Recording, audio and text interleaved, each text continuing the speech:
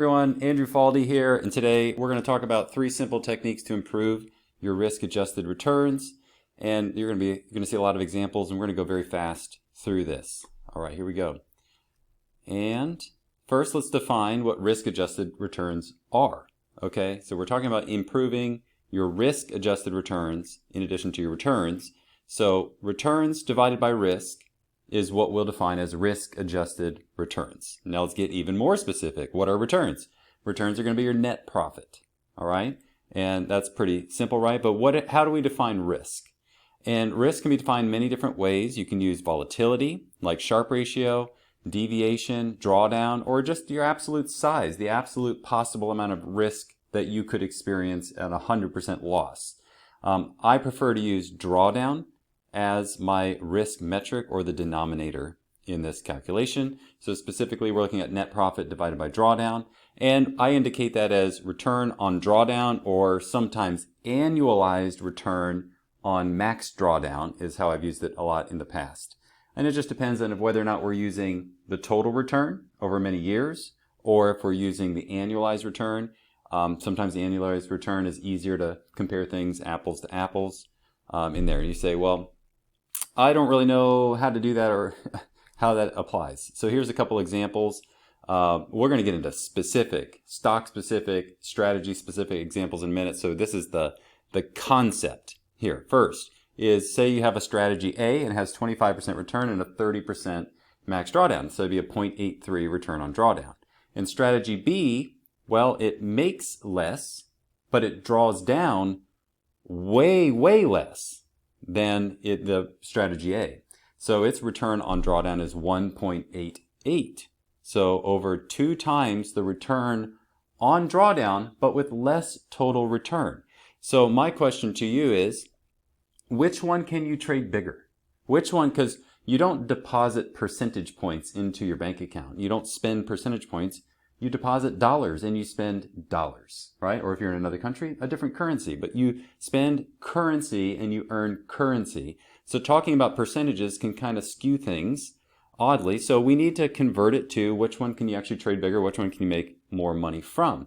Well, the one that draws down 8% is one that you can feasibly trade larger, okay? Assuming that you're very confident in that 8% drawdown level moving forward as an expected level of volatility.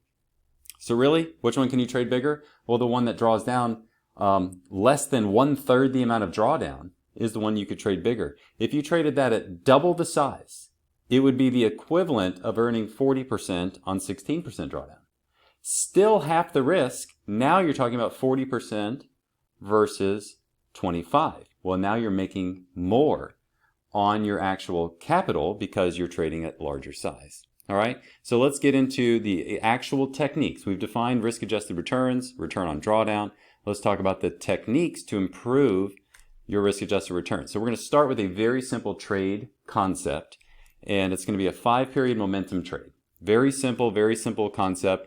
Only should be applied to very, very active stocks, by the way. It's not great for ETFs and slow-moving stocks, but the rule is simple. If the close is greater than the close from 5 bars ago, then we're going to go long at the open of the next bar. And here are the returns. If you did this on NVIDIA, and I think that it's a 10-year period of time that we pulled here, and it's a 6.3 return on drawdown. Not annualized, but over the total period. So we're just setting a benchmark here. Buying when the close is higher than the close 5 bars ago, we're long. If it's lower than it was 5 bars ago, we're flat. That's it, okay? Simple, straightforward, profitable over 10 years, even prior to it becoming very popular, held its own in the past. And so here's our first filter, our first technique that we're going to add in order to improve our risk-adjusted returns. So the first is valid filters. And that can be many different things, and we're going to look at something very simple. We're going to look at a trend filter just with a 200-day moving average. It's about as basic as it can get. There's a lot of other ways you could filter for trends, but this is the one we're going to use. And you can see below here we have the momentum indicator on the chart, and you can see that every time it would cross the green would have been a buy signal, okay, and was a buy signal on the first returns that I showed you with the 6.3 return on drawdown. But all of these trades, you see there's no trades happening in here. And if we had bought there, we would have gotten out down here, so that'd be a loss. If we'd gotten in here, we'd be out down here, and that'd be a loss. If we got in here, we'd be out down here, and that'd be a loss. So you can see all of these, a string of losing trades happened when?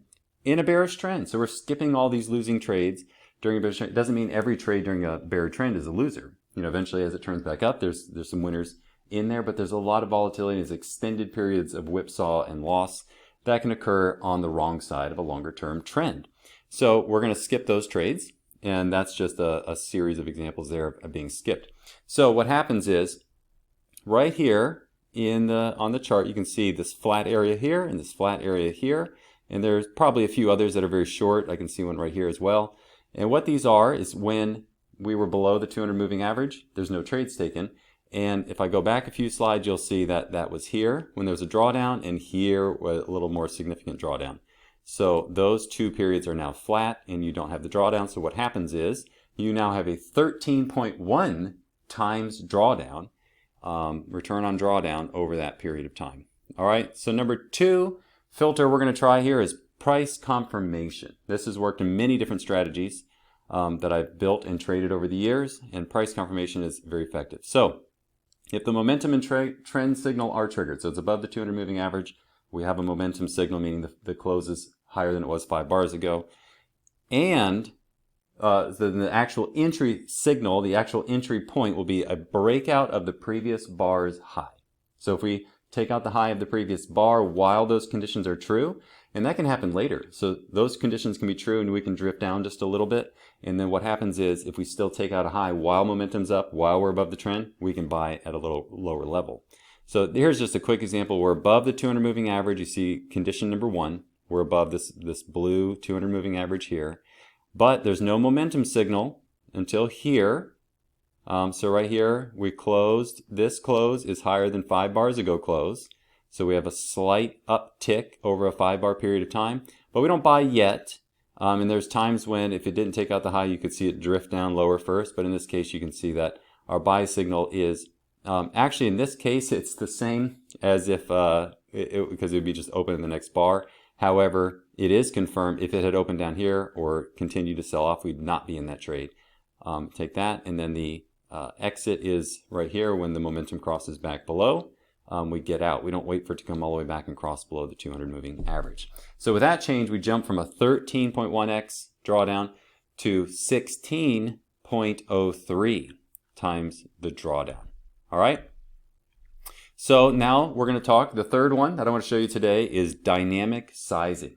Because sometimes a stock can be very volatile, and sometimes it can be calmer, and it can go through periods of time for months and years at higher levels of volatility, higher amounts of daily average movement in there. So using just a fixed amount of shares per trade, well, if the stock's at 20 at one point and it climbs up to 60 and you're just continuing to use 100 shares, you're trading 3 times bigger and it may not be 3 times the best opportunity.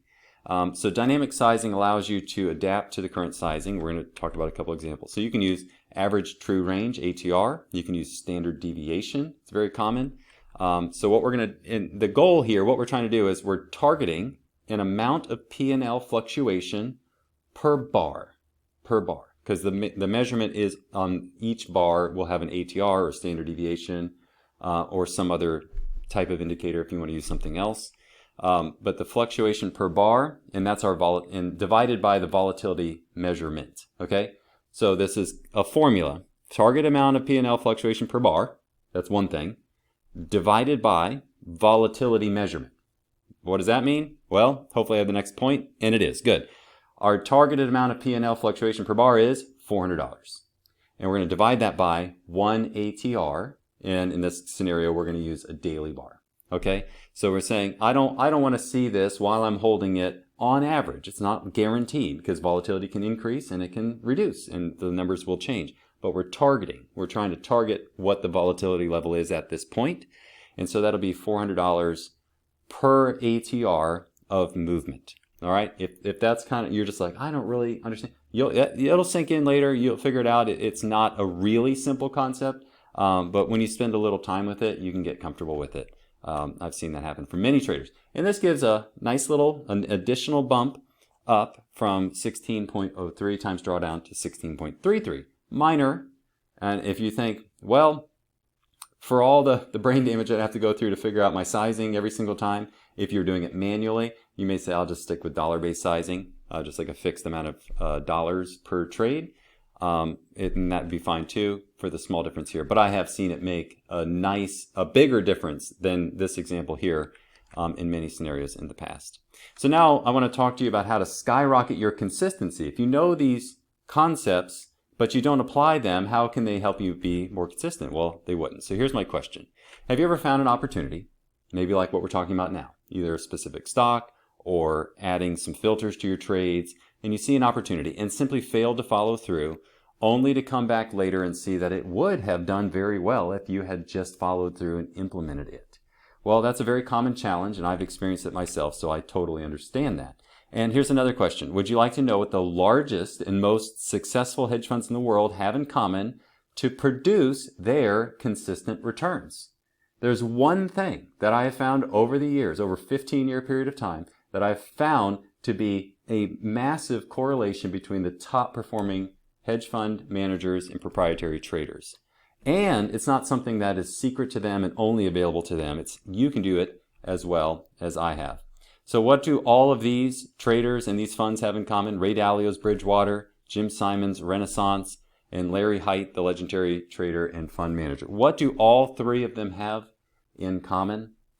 It's this, that 99 to 100% of their trades are fully automated, rules-based algorithms, okay? And if algorithm sounds like a big scary word to you, algorithm just means a set of rules to make a decision.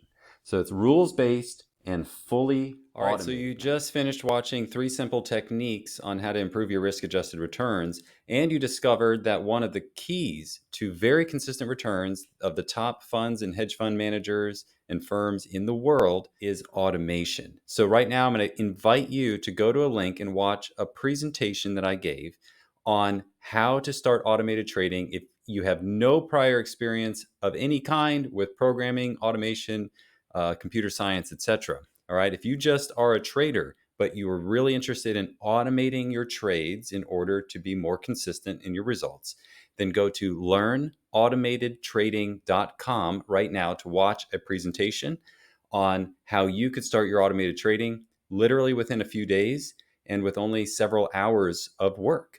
So it's probably one of the best investments of your time that you could ever make. The amount of time you get back and the results that are possible, because you can trade so many more things so much more consistently, even when you're too busy to be at the computer. It's so powerful, so valuable for your time and results. So please go to learnautomatedtrading.com, watch that presentation, and I really hope it helps you.